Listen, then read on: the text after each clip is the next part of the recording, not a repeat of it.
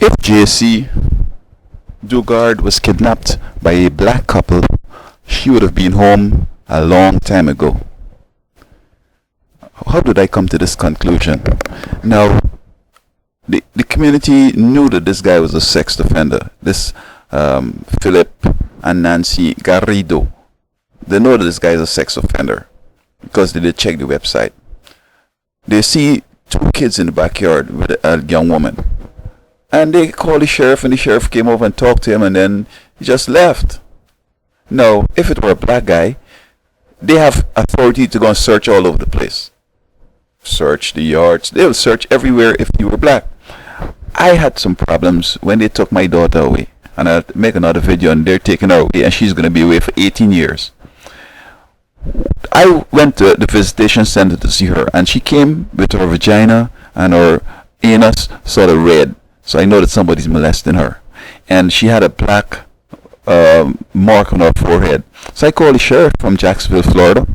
He came over, and I was telling him, look, my child, man, do something about this. He went on his rage and said to the dispatcher, he's behaving belligerent. Now he was getting ready to shoot me, okay?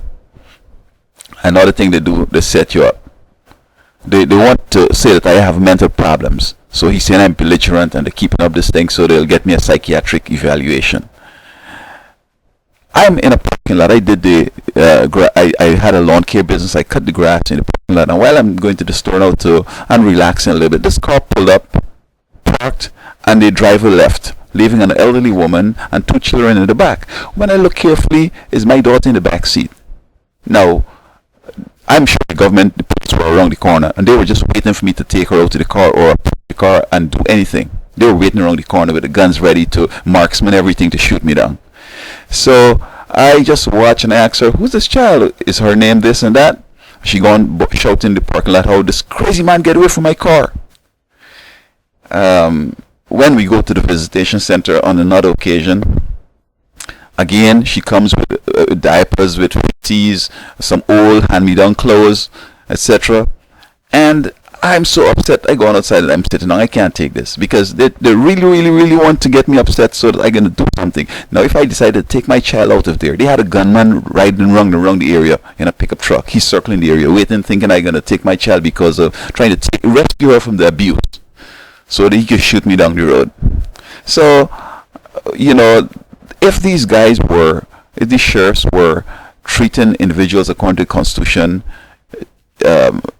everybody as equal, stands equal before the court, they would have been able to find her, because when they went over there and they saw him, they would have searched the whole yard, especially since people are dying and people are missing, etc. Do a good search the house, see if there's a basement, bring in a dog, do the whole works. And so I hope that the sheriff out there would understand that, look, you just have to be fair and treat people right. Not because he's white, he's right, and because he's black, he's bad. You got to look at the individual carefully and see, and treat them accordingly to the crime they've committed. In fact, sometimes you go to court, you just did a misdemeanor. They fabricated a misdemeanor, say you've committed this misdemeanor, and you'll have less status in that court and treated more horribly than the same sexual pervert. So this is messed up, and unless they start operating differently, crime's going to go on. So